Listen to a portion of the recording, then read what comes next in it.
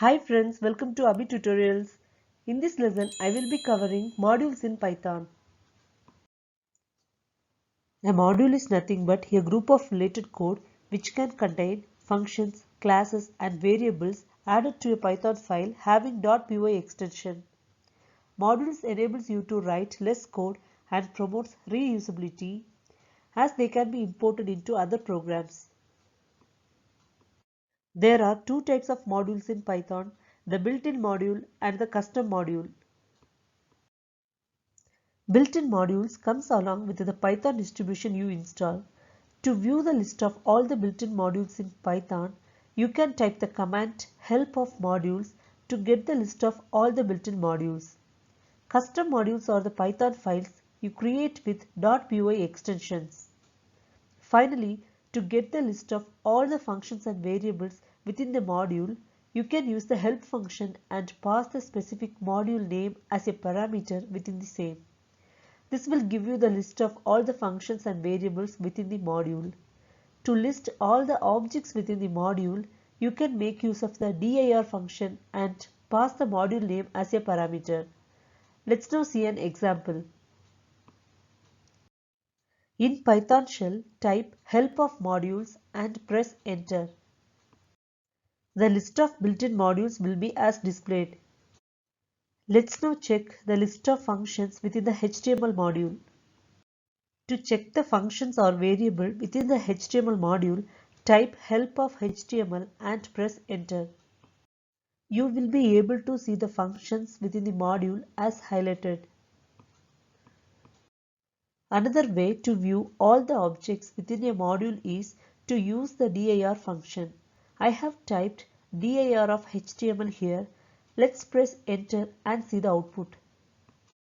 We have received a list of objects that were inside the HTML module.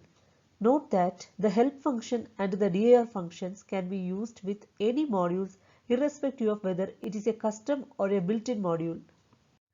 Let's now see how to create a custom module in Python. In the example given here, we have created a file named module1.py. In the module1 file, we have a variable named a with some sample text. Let's create another file named example1.py.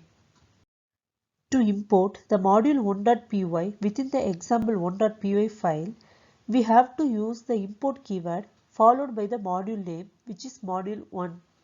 Please note that you don't have to use the .py extension in the import statement.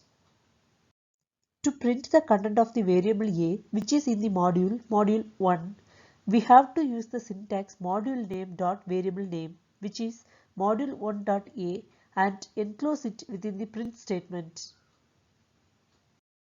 Run the program example1.py and you will be able to see the output as displayed here.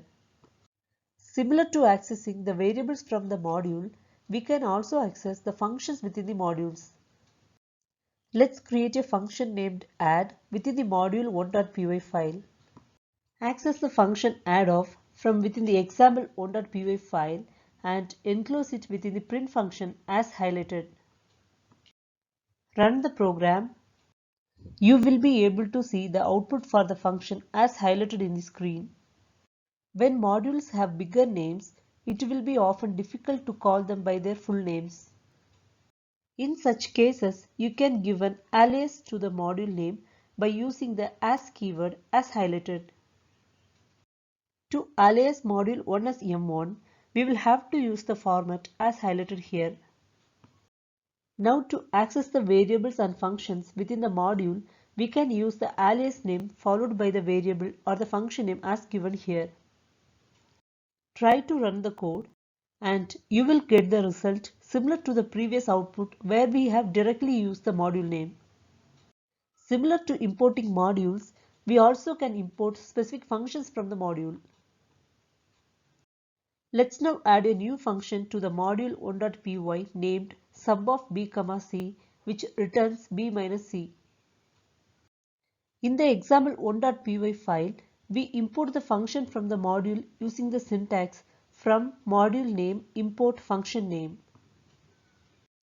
Once you do this, the function sub is imported from module1.py to example1.py and will be available in the local namespace of example1.py, and you can access the sub function directly from the example1.py without using the module name, since it is directly added to the local namespace of example1.py.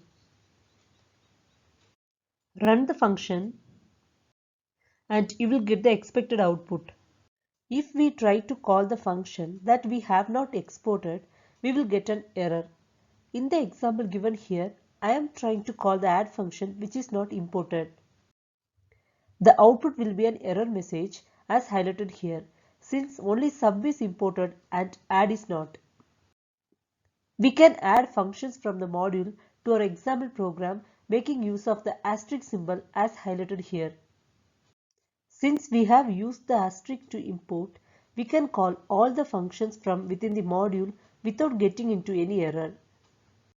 Run the program now and we get the expected result as highlighted here.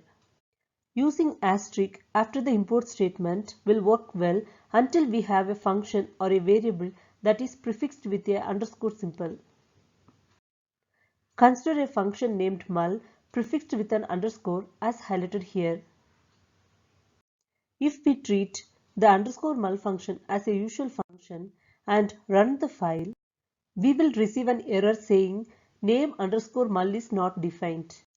This is because when you use the from module import star syntax, all the functions and variables are imported to the program except for the variables and function names that start with an underscore.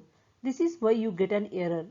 The names prefixed with an underscore is somewhat hidden when you use the import star syntax. And if your use case definitely wants to use the hidden underscore function, then you have to make an explicit call directly by using its name as highlighted here.